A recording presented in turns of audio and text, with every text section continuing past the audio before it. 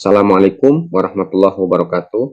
Bagaimana kabarnya Bapak Ibu, teman-teman semuanya? Semoga kita selalu dalam keadaan sehat walafiat. Amin ya robbal alamin. Baik, pada kesempatan ini kita akan melanjutkan latihan kompetensi teknis untuk kebutuhan umum atau P4, yaitu kita akan membahas kembali soal lanjutan atau analisis soal kompetensi teknis terkait pedagogik dan profesional untuk guru mata pelajaran PJOK. Namun sebelumnya, kepada pembahasan soal berdasarkan masukan informasi dari teman-teman yang ada di grup bimbel, untuk proporsi soal teknis di bidang pedagogik dan profesional ini bervariatif, ada yang setengah-setengah atau 50-50, ada juga 60-40 dan sebagainya. Maka dari itu, mari kita bahas bersama-sama bagaimana soal-soal ini kemungkinan besar akan muncul kembali di tes kompetensi teknis berikutnya.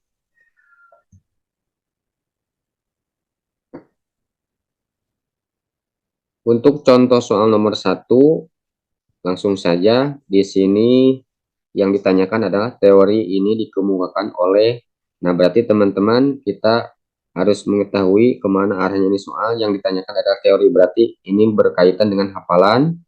Nah di sini adalah pola dan tahap-tahap yang bersifat hierarkis, artinya harus dilalui berdasarkan urutan tertentu dan seseorang tidak dapat belajar sesuatu yang berada di luar tahap kognitifnya.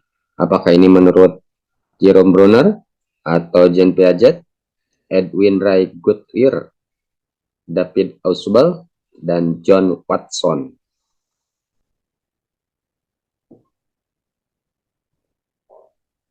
Ya, jawabannya adalah Jean Piaget.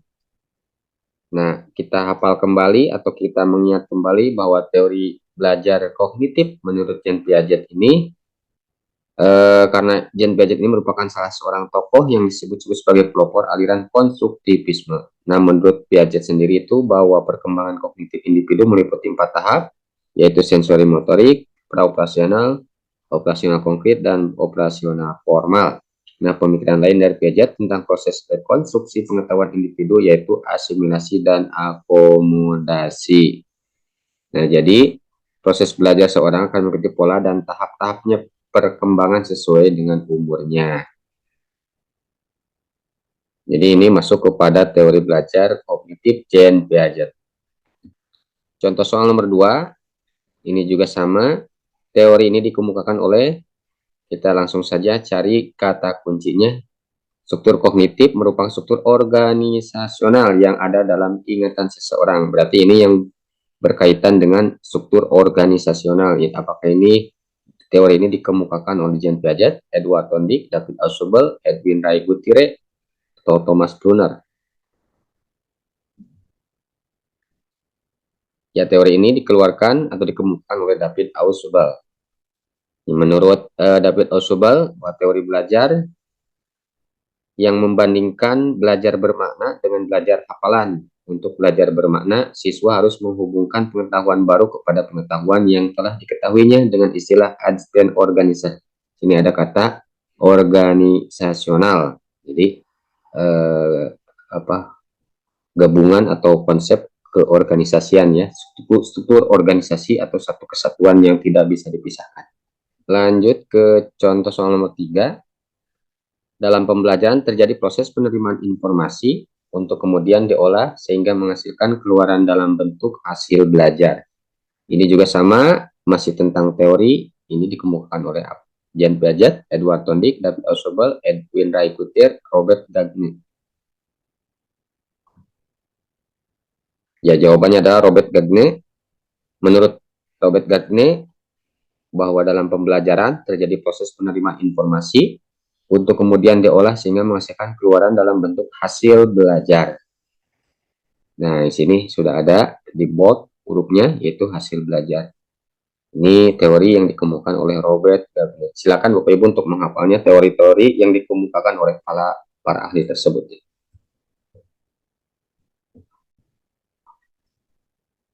Contoh soal nomor 4 juga sama, ini masih tentang teori.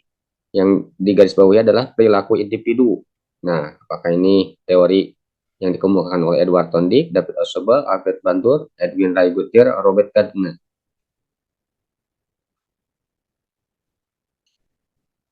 Ya, di sini teori ini dikemukakan oleh Albert. Bandura. Menurut beliau, memandang perilaku individu tidak semata-mata refleks otomatis atas stimulus. Berarti ini hubungannya dengan perilaku individu. Langsung saja cari kata kuncinya yaitu perilaku individu. Berarti teori yang dikemukakan oleh Albert Bandura.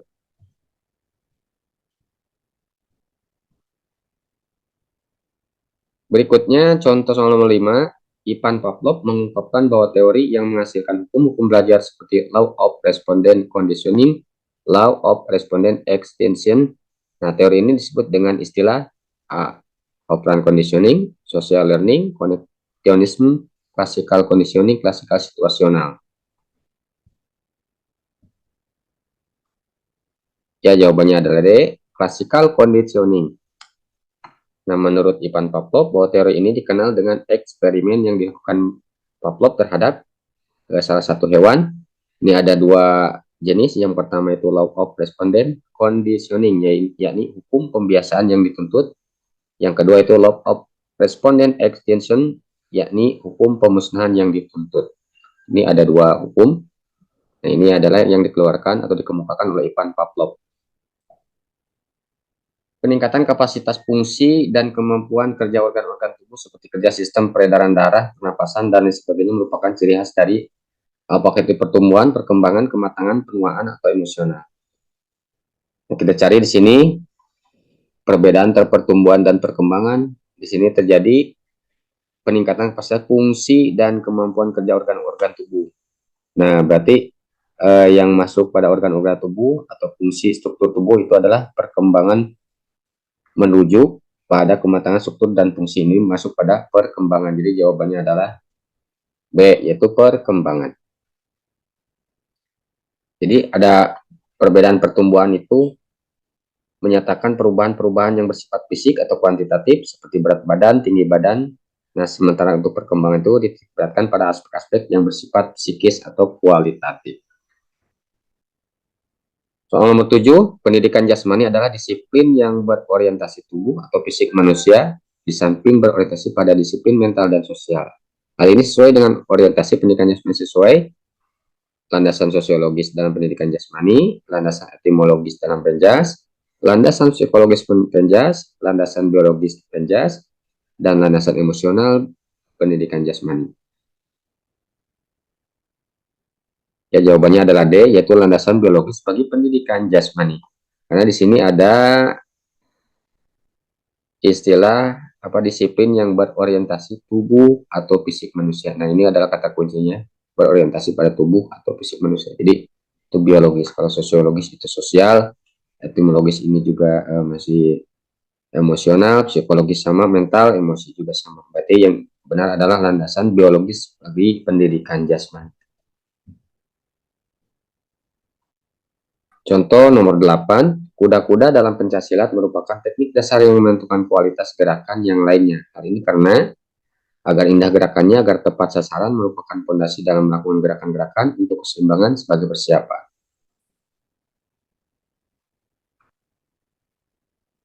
Baik, jawabannya adalah C, yaitu merupakan fondasi dalam melakukan gerakan-gerakan.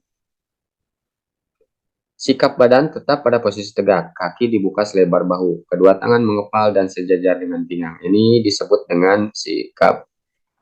Nah, pada gambar ini sikap seperti apa? Pakai itu pasang 1, pasang 2, pasang 3, pasang 4, pasang 5. Kita lihat dalam gambar, nah seperti ini. Sikap badan tetap pada posisi tegak, kaki dibuka selebar bahu, kedua tangan mengepal dan sejajar dengan pinggang. Ini disebut dengan, ya jawabannya adalah pasang 2. Itu kuda-kuda atau sikap pasang 2 ya. Guru PJOK ketika mengajar peserta didik ABK menggunakan instruksi dengan kata-kata yang bermakna tunggal, yaitu satu instruksi untuk satu kegiatan. Ini merupakan strategi modifikasi dalam mengelola pendidikan jasmani adaptif, yaitu teknik modifikasi lingkungan belajar, modifikasi komunikasi belajar, modifikasi aktivitas belajar, modifikasi aturan belajar, modifikasi motivasi belajar. Ya, jawabannya adalah B, yaitu modifikasi komunikasi belajar. Pendidikan jasmani yang diaplikasikan pada peserta didik ABK diistilahkan sebagai pendidikan jasmani adaptif. Nah, pendidikan jasmani adaptif adalah pendidikan jasmani khusus dengan sistem penyampaian pelayanan komprehensif yang dirancang untuk mengidentifikasi dan memecahkan masalah dalam ranah psikomotorik peserta didik anak berkebutuhan khusus. Soal nomor 11, pendidikan jasmani merupakan suatu bagian yang tidak terpisahkan dari pendidikan umum. Nah, lewat program Penjas dapat diupayakan peranan pendidikan untuk mengembangkan kepribadian individu. Hal tersebut merupakan bagian dari pengertian Penjas, tujuan Penjas, landasan filosofi Penjas, fungsi Penjas, dan perbedaan Penjas. Di jawabannya ada C, yaitu landasan filosofi pendidikan jasmani, olahraga, dan kesehatan. Pendidikan jasmani merupakan suatu bagian yang tidak terpisahkan dari pendidikan umum. Lewat program Penjas dapat diupayakan peranan pendidikan untuk mengembangkan kepribadian individu. Tanpa pendidikan jasmani, proses pendidikan seakan pincang. Ada 3 hal penting yang bisa menjadi sumbangan unik dari pendidikan jasmani, yaitu meningkatkan kebugaran jasmani dan kesehatan peserta didik, meningkatkan terkuasainya keterampilan fisik yang kaya serta dan sebagainya. Secara umum, dalam permainan sepak bola ada 6 teknik dalam menendang bola, kecuali A. Menendang bola dengan sisi dalam kaki, B. Menendang bola dengan sisi luar kaki, C. Menendang bola dengan punggung kaki, D. Menendang bola dengan punggung sisi dalam kaki, E. Menendang bola dengan lutut. Ini sangat mudah, jawabannya itu E. Menendang bola dengan lutut. Karena lutut bukan untuk teknik untuk menendang bola. Teknik dasar passing dengan cara memantulkan bola ke lantai dalam permainan bola basket disebut chest pass, overhead pass, bounce pass, inside pass, head pass.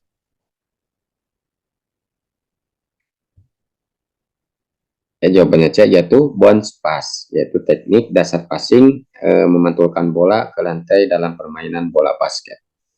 Nah, teknik dasar mengoper atau passing dalam permainan bola basket ini ada yang disebut dengan mengoper bola setinggi dada atau chest pass, mengoper bola dari atas kepala overhead pass, mengoper bola dengan pantulan atau bounce pass, dan mengoper bola dengan satu tangan atau inside pass. Di bawah ini merupakan bentuk jenis pukulan smash dalam permainan bola voli, kecuali frontal smash atau smash depan, frontal smash dengan twist atau smash depan dengan semutar, smash dari pergelangan tangan, dump atau smash tipuan, smasher. Ya, baik, di dalam soal ini ada kata kecuali, maka jawabannya adalah E, yaitu smasher. Smasher ini orangnya ya, orang yang melakukan pukulan smash. Next, berenang dengan gaya kolb atau front crawl stroke disebut juga dengan gaya punggung, kuku, dada, bebas, kata. Silakan teman-teman semua untuk menjawabnya soal nomor 15 ini. Baik, terima kasih. Hanya itu saja yang bisa kita bahas.